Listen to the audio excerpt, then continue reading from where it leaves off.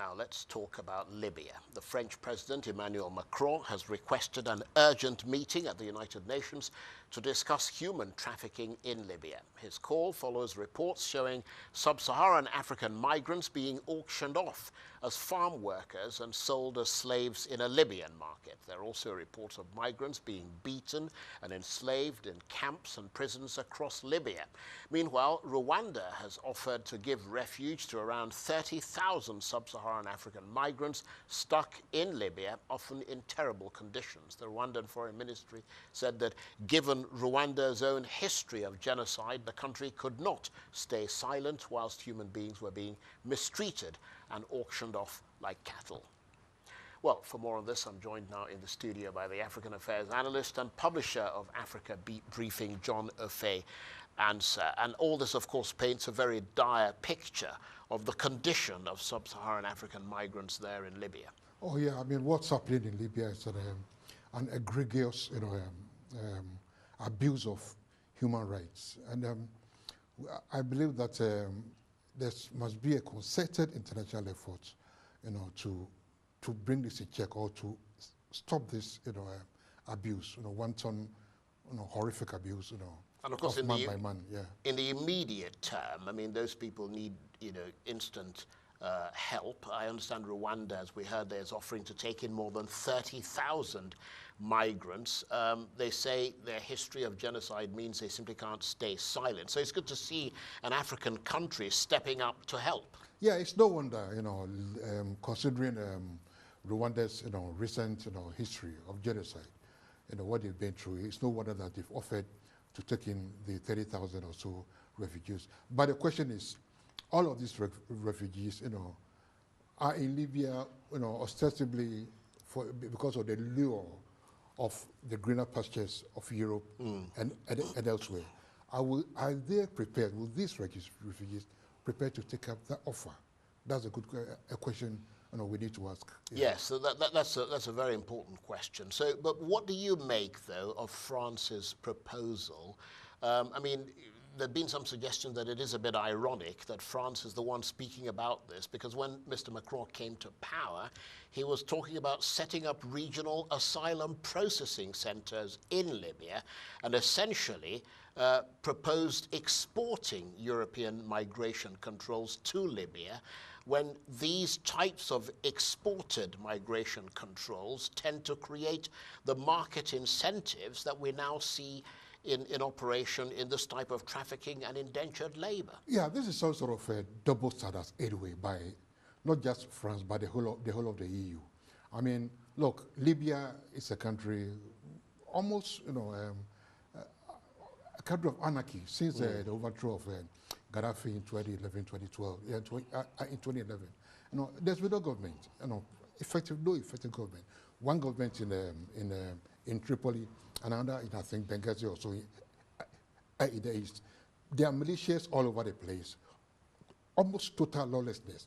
So how do you ask such a country, to set up, to take care of migration, right? Instead of the EU itself having all the necessary infrastructure, everything in place to do that themselves. But of course, if France had stayed silent, it would have been criticized for staying silent at this type of shocking development. And listen, when this has come to light, we all saw the documentary by, was it the CNN or whatever, it comes to nobody in their right mind, nobody with any shred of decency, in them will be able to stay silent.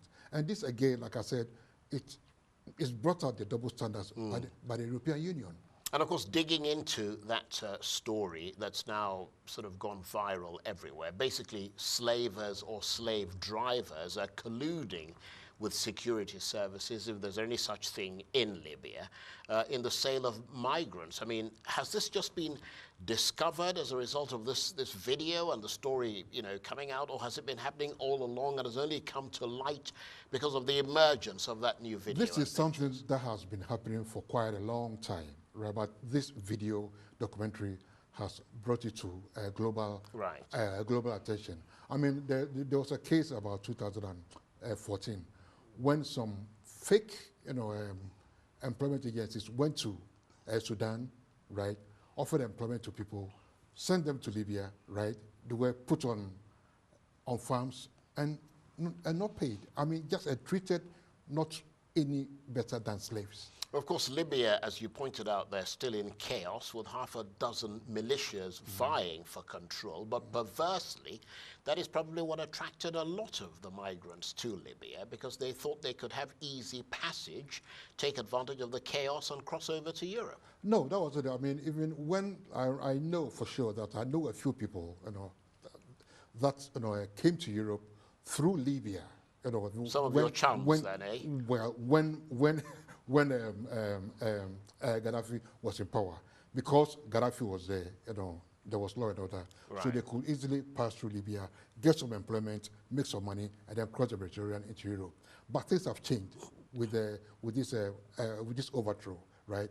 We talk about chaos, lawlessness, and all that, militias. So they've taken advantage of this sort of vacuum, power vacuum, right, to carry out this human trafficking, this human rights abuses, and then exploit the poor migrants. And of course, this idea of actually auctioning people off and selling them, I mean, that is absolutely shocking. It's horrendous. Is the UN Security Council now the right body to deal with this, which is essentially what the French are suggesting?